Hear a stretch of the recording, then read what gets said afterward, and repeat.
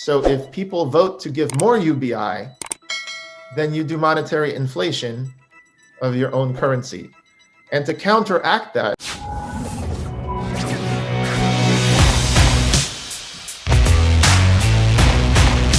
there's been a revolution.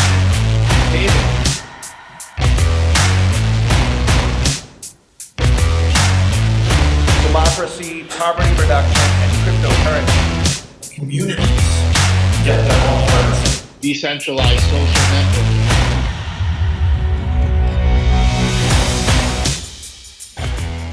And these mayors, starting with Michael Tubbs over here, of Stockton, he used to be a mayor.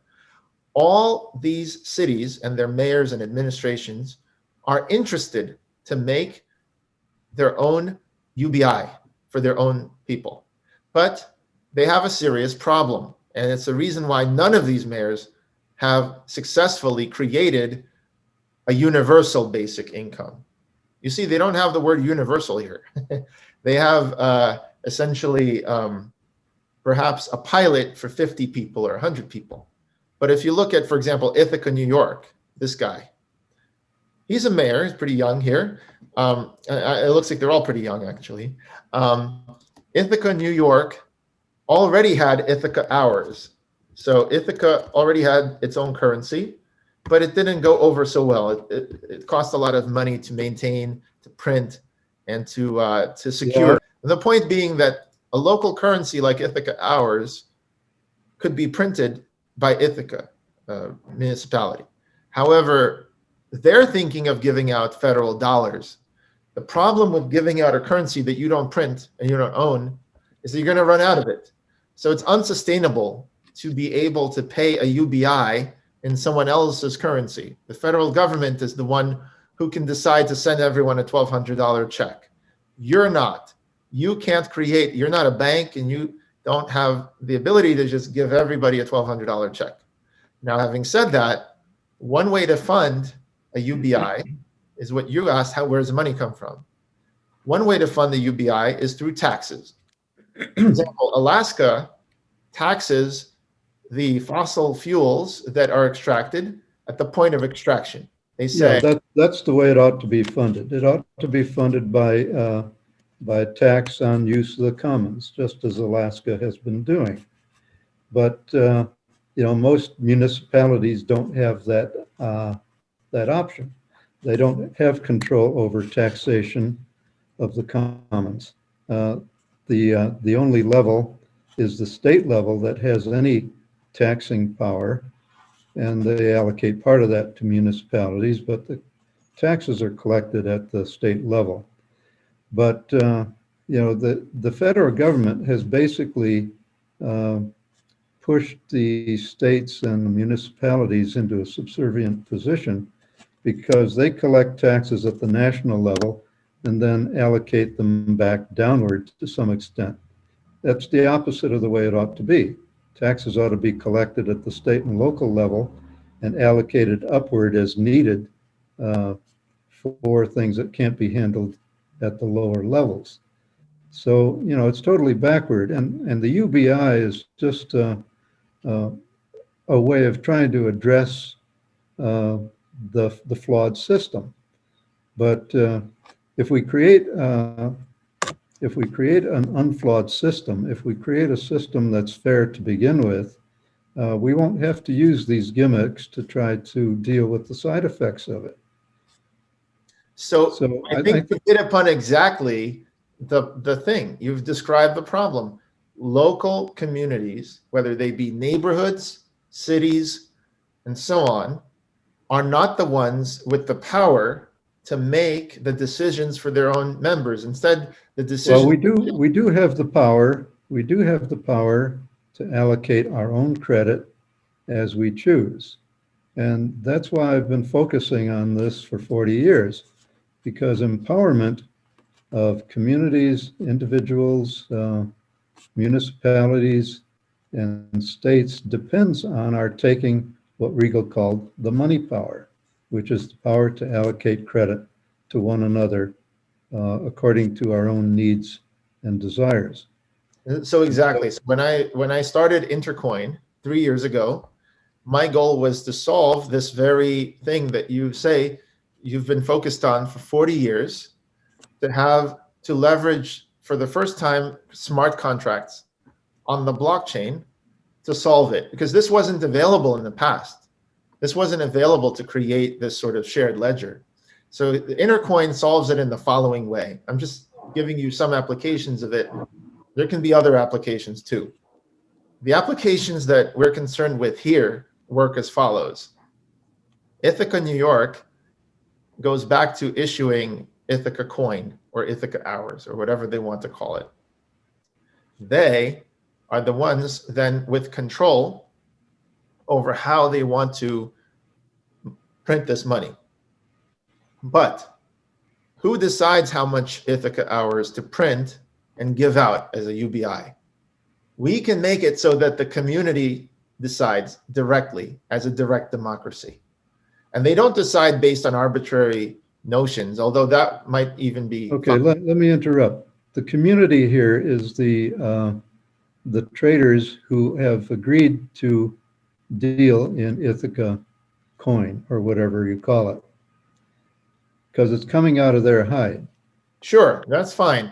The community and the people who can vote could basically what you're saying is that the universal basic income will be voluntarily allocated by the producers in the community. Exactly.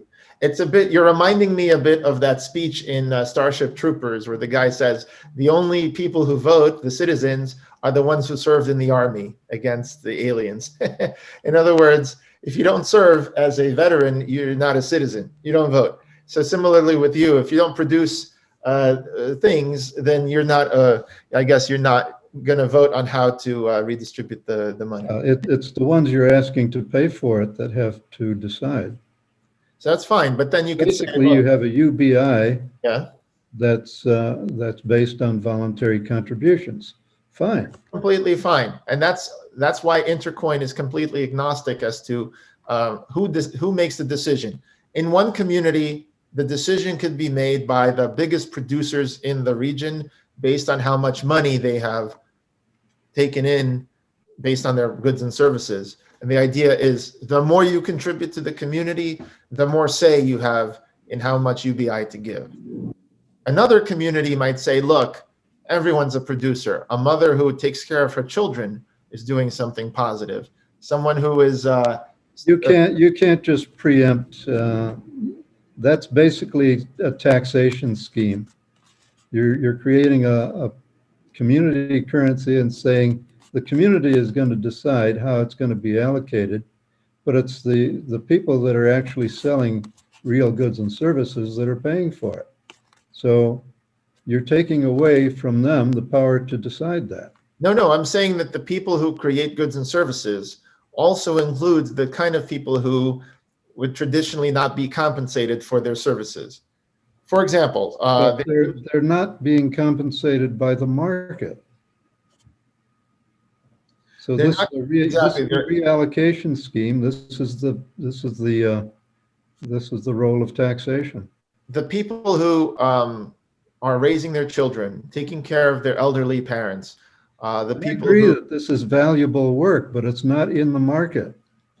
It's not in the market, and the question again is just a moral question of whether these people should be enfranchised and decide how much UBI to be given out in their community. Should they have a say as participants who do work that's not remunerated? Should they also have a say? So it's a matter of opinion, and some communities may decide one way, and other communities may decide another way. Intercoin doesn't take a position on who makes the decisions. It just gives you the tools for the community to make the decision. All right. Anyway, so the idea is that once you have your own currency, you can then give out a UBI in your own currency. And so if people vote to give more UBI, then you do monetary inflation of your own currency.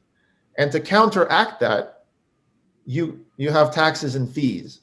So let's go over taxes and fees. Taxes can be positive too. Taxes can tax things that you want less of, like pollution, maybe noise pollution, maybe, activities that you want to tax may include pornography or other things that you consider to be harmful or have negative externalities, like, for example, factory farming. You can tax that, or plastic, production of non-biodegradable plastic. These are things that are externalizing the cost to your community, and you might want to internalize those costs with tax. By having a UBI, you are aligning the incentives of the public with levying that tax. So if a producer is producing non-biodegradable Coca-Cola bottles, right? They used to be glass, but now they're plastic. It's cheaper for them, but it hurts the community. Or like you were saying, putting lead in the water or asbestos or whatever. If you were to tax heavily, let's say you really don't ban anything, you just make it such a tax that over a couple of years, you just phase it out because it's too expensive versus the alternative. That tax would be redistributed to the people. And my point being that the way taxes are done now, when Macron in France decides to put a tax on fossil fuels, that tax falls disproportionately on the working class and the poor, because they have to get to work. They have to use fossil fuels to make a living. So they stage a yellow vest protest saying the idea may be good environmentally, but it's not socially progressive. However, if they redistributed the tax like Alaska does to the people, then the people would actually want more tax to be levied, because then they would get a bigger windfall. Here's an example that I'd like you to look at. Kansas City is now making public transit free for all riders. And so basically they're paying the cost of providing public transit, paying that in dollars, and then making it free. My suggestion would be, why not get something for their money? Because there's lots of work that needs to be done, like park cleanup and graffiti abatement and other things that improve the community in different ways. Why not keep the fare, but collect it in a local currency, and then pay out the local currency to people who volunteer to do the work of graffiti abatement and street cleanup and things like that. So, they're already bearing the cost of the service. Why not get something for it and Exactly. put people to work in something productive? Exactly. So that's balancing the reciprocity circuit. I think if you close the loop earlier, like you're saying, the circuit, instead of having the loop go into, what happens now is these mayors are trying to give a UBI, and the $1,200 that people got earlier, and now the $2,000 or whatever they're going to get, people spend it on eBay, Amazon, they spend it on stocks, they spend it on cryptos. And it makes sense because they see there's a lot of money, and many of them don't necessarily need the money today to buy food. So they go, and there's an asset bubble now in everything, because they're trying to park the money in something that will go up, and currently it is going up. So the thing is that the money is being given out, but my point being that if the city did that, if the city gave out dollars, and the dollars were usable with Amazon, with Robinhood for stocks, all this stuff, it's going to leave the city. That money is not. You don't want that. You don't want that. You want to close the loop within the city, so the consumer goes to a local store, and the local store hires a local employee, and the money goes around in the city. That's what you want. So that's what Intercoin is about. It creates local community currencies that must circulate in the city, because no one else will accept the currency. Well, that could be in the form of paper notes too. It can, and that's what people have done throughout history. So the question is, how does a so-called cryptocurrency, improve over paper notes of local currency? What added functionality is being provided? That's always been my question, Greg. Oh, so that's a great question. So first of all, if you interview the people that ran the Bristol Pounds and the Brighton pounds and all these projects, they'll tell you it was too expensive. Just like administering a voting system is expensive, and federal governments can do it, but others, it's expensive. Yeah, well, it's expensive because of the model that they follow. They sell it for pounds or dollars or fiat currency. They sell it, which is not the way that you decentralize control of credit. It's not the way you create local liquidity independent of the banks. Oh, I agree with you. You have to do it by allocating credit to producers and having them spend it into circulation. But we agree on the problem. The problem is it's too expensive to have paper currencies, and you need to secure. Well, it isn't. It isn't really, and it doesn't have to be paper. It could be ledger currency. Well, like that's what we're talking about. If you have a ledger currency, you may as well make it electronic. And if you're making it electronic, you may as well make it decentralized, like a cryptocurrency. So that's where I still have a question. Well, if you make it electronic, but you centralize it in one database, then you have to trust the operator of the database not to corrupt the data. The point of crypto is to remove the need to trust the operators of the database. There are no operators. Well, now we have to trust the crypto. Well, yes, but it's easier to trust that 10,000 computers have not been corrupted than to trust that one has not been corrupted. What's the overhead involved in doing that? So Bitcoin, like I said, is the initial. The overhead is, unfortunately, it's designed in a way that the overhead gets getting bigger and bigger and bigger. Bitcoin is designed to use proof of work. That's a first generation technology. But technologies are coming down the pike that are going to replace the underlying blockchain. Don't worry about the tech part. Let's just assume that the cost will be negligible and that you can send $10 with 1 cent fees. Let's say that is the case. Then in that case, do you see how the cryptocurrency would be preferable to a money, paper money, just from the point of view of cost? If that was the case, right?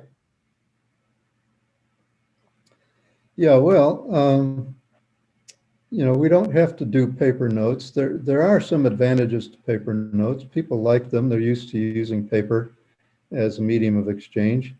Ithaca hours were initially quite popular because of the way they were designed. The same with Berkshires and the Bristol pounds and all the others.